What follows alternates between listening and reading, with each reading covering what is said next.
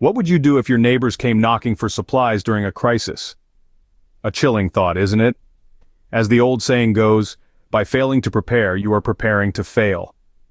And in a world full of uncertainties, preparation is more than just a safety net. It's a lifeline. In the event of a disaster, when the world as we know it takes a turn for the worst, the items you've stockpiled will suddenly become more valuable than gold. Friends, family, even strangers may come to you, hoping to benefit from your foresight and planning, but what exactly will they be begging for?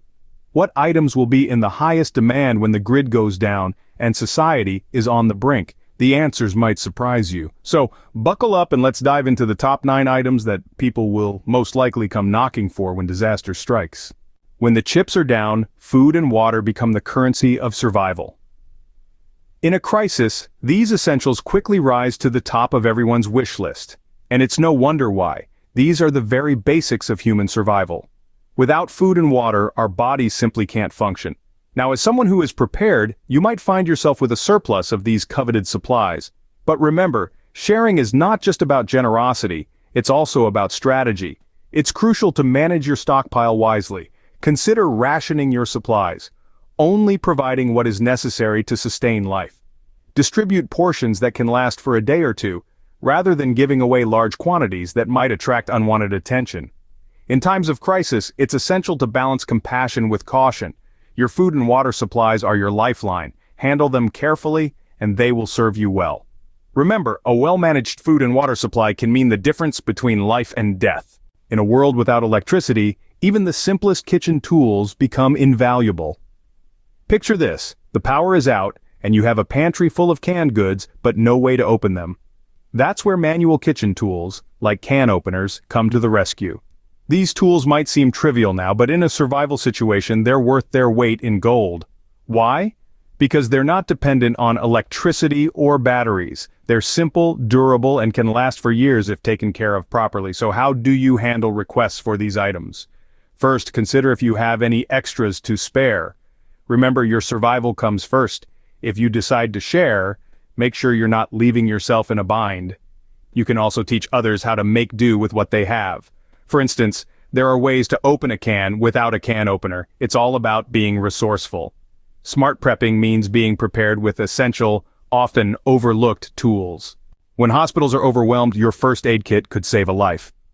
This statement rings true especially during a crisis. First aid and medical supplies skyrocket in demand when medical facilities are at capacity or inaccessible. From bandages and antiseptics to prescription medications and pain relievers, these items become invaluable. But remember, while it's essential to help others, your survival and that of your family takes precedence. It's crucial to prioritize your supplies. Consider the urgency of the request, the availability of the item, and your current stock. If you have surplus, you might decide to share, but if it's an item you might need imminently, it's prudent to hold on to it. Responsible sharing is key. You might want to set up a system for tracking what you've loaned out and what's been returned. In a crisis, a well-stocked first aid kit is worth its weight in gold. When food becomes scarce, the little things like cooking oil and seasonings become big things. This is a reality many overlook until they're in the thick of a crisis. Cooking oil, for instance, is used in almost every meal preparation. It's a source of essential fats and calories, and it helps make food palatable. Seasonings, on the other hand, can transform a bland meal into a delicious feast, providing a morale boost when it's needed most. So how do you prepare? Start by choosing oils with a long shelf life like coconut oil or olive oil. Store them in a cool, dark place to prolong their longevity. As for seasonings, opt for whole spices. They last longer than ground ones. Consider growing your own herbs as well. Not only will they provide fresh flavors, but they also have medicinal properties. Remember, in a survival situation, even the smallest comforts can have a significant impact. Simple condiments can make a world of difference in a survival situation. In a disaster, cleanliness is more than a luxury. It's a necessity. The importance of hygiene and cleaning products cannot be overstated. When regular sanitation services go offline, these items become crucial for maintaining health and preventing the spread of disease. Items like soap, toothpaste, toilet paper, and cleaning solutions are essential for personal hygiene. Similarly, household cleaning products such as bleach and disinfectants play a vital role in maintaining a clean and safe living environment. When it comes to stocking these items, consider their shelf life and storage requirements. Most hygiene products have a long shelf life, but it's always good to rotate your stock to ensure freshness. When it comes to sharing, it's a fine balance. You want to help others, but not at the expense of your own well-being. Prioritize sharing items that are abundant in your stockpile and can significantly contribute to someone's health and hygiene. Remember, good hygiene can be the first line of defense against illness and disease. When the power goes out, a simple pot and pan become your best friends. In a world where resources are scarce, having the right tools to cook your meals can make all the difference. Now, you might be wondering, why would cooking equipment and utensils be so important? Well, when there's no electricity, your microwave and electric stove might as well be paperweights. This is where your basic pots, pans, and manual utensils step in to save the day. A good cast iron skillet, a sturdy pot, and a reliable spatula can go a long way. But remember, these items are not just for your use. In times of crisis, you may find others coming to you for help. Sharing your resources is a delicate balance. You want to help where you can, but you also need to ensure your own survival. So, how do you manage this? Prioritize. Lend out items that you have in excess, but always keep your essentials. Being able to cook your food is a crucial part of survival. When the lights go out, a simple battery can become a beacon of hope. Imagine a blackout scenario. No electricity, no lights, no way to charge your devices. Now imagine having a stockpile of power sources and batteries at your disposal. Suddenly you're not just surviving, you're thriving. In a world where we're so dependent on electricity, having a reliable power source is crucial. Batteries, solar chargers, hand-crank generators, these can be lifesavers when the grid goes down. They can power your flashlights, radios, even your cell phones, keeping you connected and informed.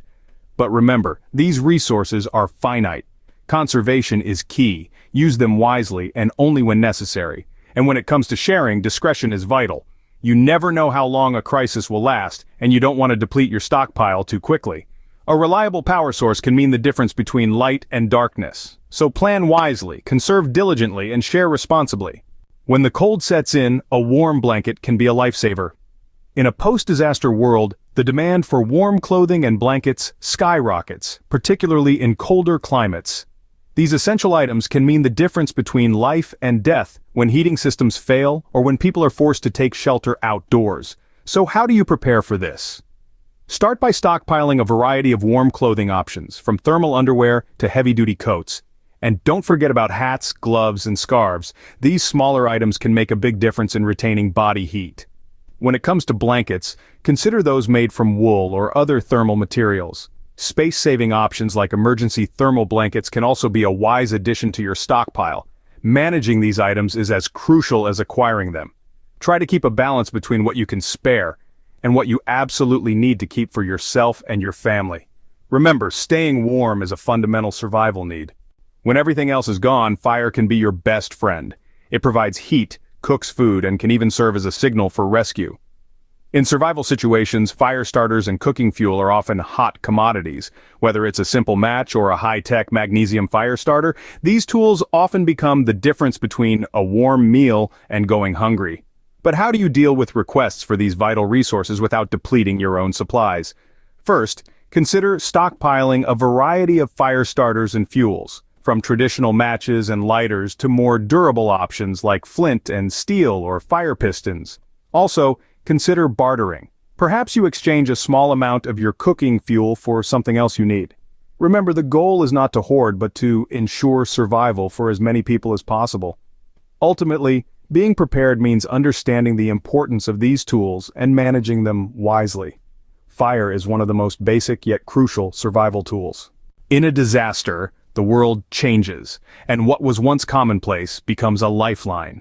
We've navigated through the top 9 items most likely to be sought after when things go south: food and water supplies, manual kitchen tools, first aid and medical supplies, cooking oil and seasonings, hygiene and cleaning products, cooking equipment and utensils, power sources and batteries, warm clothing and blankets, and fire starters and cooking fuel. Each of these items carries its own unique importance in a crisis situation, and being well stocked on these essentials can make all the difference.